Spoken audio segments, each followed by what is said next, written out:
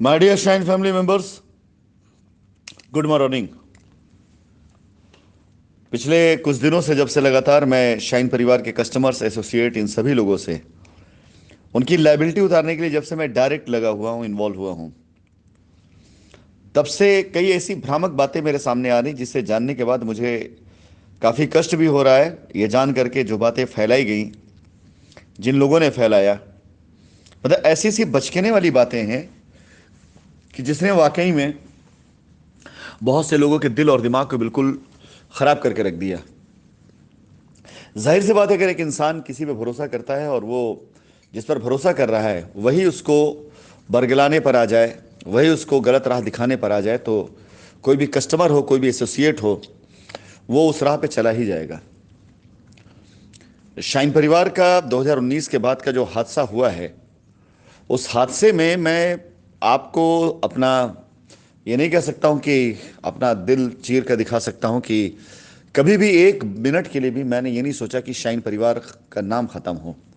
हमेशा आपने देखा होगा कि जब भी जिक्र हुआ है, मैंने माय डियर फैमिली मेंबर्स या शाइन परिवार के लोगों को उसी तरह संबोधित किया जैसे शाइन परिवार जब चल रहा था। कभी भी किसी से हारने के लिए मैंने नहीं कहा कि कंपनी तो अब बंद हो गई, अब आप लोग अपना अपना इंतजाम कर लो, या कंपनी भाग गई है, कंपनी लॉस में चली गई है। कुछ लोगों ने मुझे यहां तक भी कहा, सर कोई दिक्कत हो तो बताइए, हम सब आपके साथ खड़े हैं।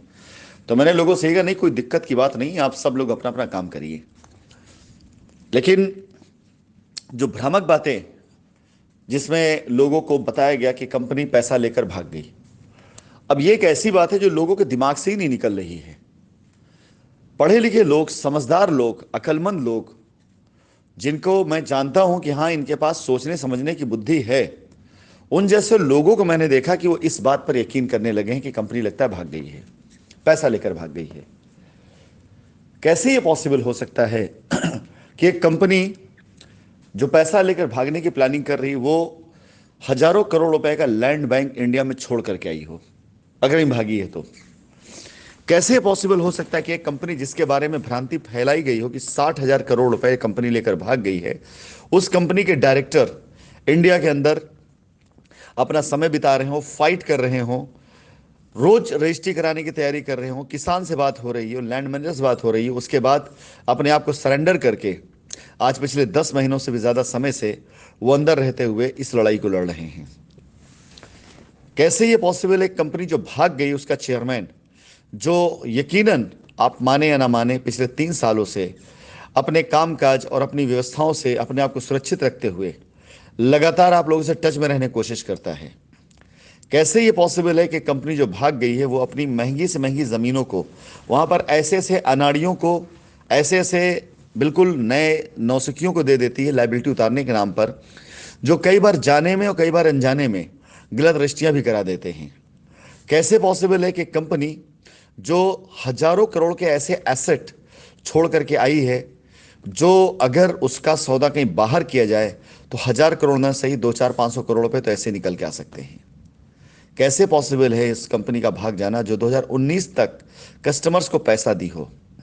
कैसे पॉसिबल उस कंपनी का भाग जाना जो अपनी महंगी तरीन जमीनों को ऐसे छोड़ के बैठी हुई है जहां पर कोई भी जाकर कब्जा कर लेता है, और जब कोई उसकी कीमत देने की बात मुझसे करता है तो मैं मना कर देता हूं कि नहीं, ये पॉसिबल, मैं पैसा नहीं ले सकता हूं। बिल्कुल पॉसिबल नहीं ऐसी कंपनी का भाग जाना जो दिन रात मेहनत करके आप लोगों के बीच में आने की कोशिश कर रही है। और जब आने की कोशिश की जाती है तब कभी मीडिया के द्वारा, कभी अफवाहों के द्वारा, कभी कुछ लोगों द्वारा बरगलाया जाता।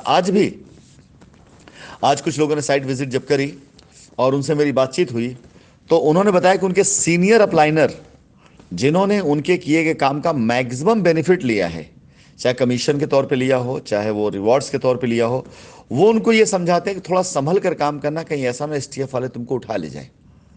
क्यों उठा ले जाएंगे एसटीएफ वाले उनको? क्यों? क्योंकि वो मेरे कहने पर काम कर रहे हैं। बहुत सी ऐसी लीगल चीज़ें जो लोग जानते नहीं हैं, जो लोग समझते नहीं हैं, और लोग उससे बगैर समझे बगैर जाने अपना भी नुकसान कर रहे हैं और दूसरों को नुकसान कर रहे हैं और भ्रांतियां फैला रहे हैं। ये लड़ाई उन लोगों से लड़ना बड़ा आसान है जो सच्चाई पे लड़ रहे हों। यानी अगर हमने गलत किया हो तो आकर के हमसे लड़ेंगे तो हाँ, हम गलत होंगे, हम गलती मान लेंगे। जो झूठ पे लड़ रहे हों उनसे भी लड़ना आसान है, क्योंकि अगर वो झूठ बोल रहे हैं तो साबित नहीं कर पाएंगे। लेकिन उन लोगों से लड़ना बड़ा मुश्किल है जो भ्रम में फैले हुए हैं, जिन्होंने भ्रम पाल रखा हुआ है। न जाने ऐसे कितनी रिकॉर्डिंग्स मेरे पास लोगों की आई हैं जिसमें कस्टमर्स को कन्विंस करने में एसोसिएट ने न जाने कितनी कस्में खा डाली, लेकिन कस्टमर है कि उसके दिल और दिमाग में एक भ्रांति फैली नहीं, कंपनी भाग गई है। अगर भाग नहीं गई है तो राशिद जी यहां कर काम क्यों नहीं करते? बिल्कुल हम आ जाते काम करने के लिए, लेकिन जब 2019 में एलसी खोल दी गई तो जाहिर सी बात है वहां आने के बाद जो आज आपसे काम की बातें कर लेता हूं ना, वो भी नहीं हो पाएगा। उसके बाद मेरी बात आप तक नहीं पहुंचेगी, आप बात मुझ तक नहीं पहुंचेगी, आप भी कंफ्यूज रहेंगे, मैं भी अंदर बैठे बैठे कुछ नहीं कर पाऊंगा। और जब बाहर आना होगा फिर आदमी बाहर निकलने के जुगत करने लग जाता है, फिर आपकी लाइबिलिटी तो रुक जगह थोड़ी की जाएगी। ये कुछ ऐसी चीजें जो आपको समझना बहुत जरूरी है कि अगर एक आदमी जब अंदर चला जाता है ना, तो या तो वो आसिफ नसीम हो जो अंदर बैठ करके आज भी किसानों से, एसोसिएट से, कस्टमर से उनकी लाइबिलिटी खत्म करने का जतन करते हैं, क्योंकि उनको पीछे से एक बैकअप मिल रहा है कि नहीं कंपनी को खड़ा करना है, हम लोगों को लड़ना है। या तो वो हो, या कुछ लोग ऐसे हैं जो आज अंदर चले गए हैं तो उनके समझ एक बात ये आती है कि बस खत्म भाई, अब तो हम अंदर आ गए हैं, हमारी जो एसेट है वो संपत्ति बची रहे हमारी, और हम यहां से बाहर निकलने के बाद पब्लिक को कुछ नहीं देने वाले। ऐसे भी लोग हैं। आप बिलीव करें, जब ये मीटिंग होगी मैं उसके अंदर आप बताऊंगा, बिलीव करें, इस कंपनी को संचालित करने वाले हम दोनों भाइयों के पास शायद इस कंपनी के बीडीएम से भी कम प्रॉपर्टीज होंगी। जो बीडीएम था मैं उसकी बात करता हूं, उससे भी कम प्रॉपर्टीज होगी। हाँ, हमारा कारोबार का विस्तार बहुत लंबा फैला हुआ है, और मैं पहले दिन से कहता चला आया हूं कि शाइन सिटी का मैं डेडिकेटेड वर्कर हूं, मैं इसका मालिक नहीं हूं। और आज भी मैं इस बात को, जहां भी मैं काम कर रहा हूं वहां पर जिस कार्य को मैं करता हूं उस काम में अपने आप को मैं एक डेडिकेटेड वर्कर ही मानता हूं, मालिक नहीं मानता हूं। लेकिन एक्चुअल में जो संपत्तियां लोगों के नाम पर बनी, उनके परिवार के नाम पर, उनके नाम पर, उनके बाल बच्चों के नाम पर, वो इस कंपनी में ऐसे सैकड़ों लोग हैं जिनके पास हम लोगों से भी कई गुना ज्यादा संपत्तियां इस कंपनी से बनी। और वो आज अंदर हो करके उनके मन में एक ही बात है कि हम बाहर निकलें तो खत्म, क्यों हम किसी के लिए कुछ करेंगे। और जाहिर सी बात है, अगर उन्होंने मन में बना लिया है कि हाँ ठीक है, जिस जुर्म में हमें अंदर डाला गया उस जुर्म की पूरी सजा हमें मिल जाए और उसके बाद बाहर निकल आएंगे, तो क्यों अपनी 100, 200, 300, 500 करोड़ की प्रॉपर्टी किसी के नाम पे करेंगे। बहुत सी ऐसी भ्रांतियां हैं जो हमारे खिलाफ फैलाई गई आपको उकसाने के लिए, ताकि दिमाग जो है ना, फोकस वहां से किनारे हो जाए। हर किसी का अपना अपना स्वार्थ था। सीनियर लीडर्स के अपने स्वार्थ, उनको अपने आप को बचाना था, उन्हें अपना घर बेच बाच कर कहीं और जाके टिकना था।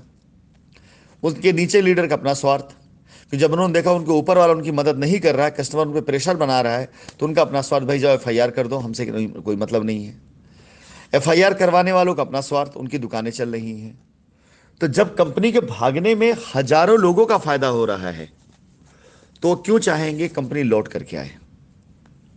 ऐसी बहुत सी भ्रांतियां हैं जो आपके बीच में हैं। मैं निवेदन करूंगा इस मीटिंग को अधिक से अधिक लोग ज्वाइन करें। फ्राइडे को शाम 8:30 इंडिया टाइम से मैं अपने सभी शाइन परिवार के एसोसिएट और कस्टमर को मैं एड्रेस करने आ रहा हूं, मैं उनको संबोधित करने आ रहा हूं।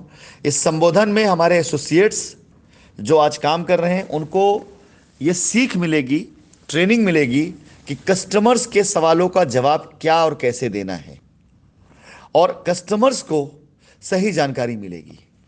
एक भाषा बोला जाए, वही भाषा जो सच है, चाहे मैं बोलूं, चाहे एसोसिएट बोले, चाहे कस्टमर समझे, एक बात, एक भाषा, एक तरीका, वही बोला जाए जो सही है। और एक सत्य जो सबसे बड़ा अटल सत्य है, यह कंपनी लौट करके आ रही है, भागी कहीं नहीं है। कुछ दिन तक बादलों के पीछे छिप गई थी। काली घटा होती नहीं, जब छा जाती है, ऐसे बादल आए थे, परीक्षा के बादल, जिसके पीछे छिप गई थी। अब वो काली घटाएं छट रही हैं। ये कंपनी एक बार फिर से प्रकाश की किरण बिखेरने के लिए अपने शाइन परिवार के सभी बच्चों के घरों में आ रही है। ये कंपनी एक बार फिर से अपने उस रूप में वापस लौट रही है।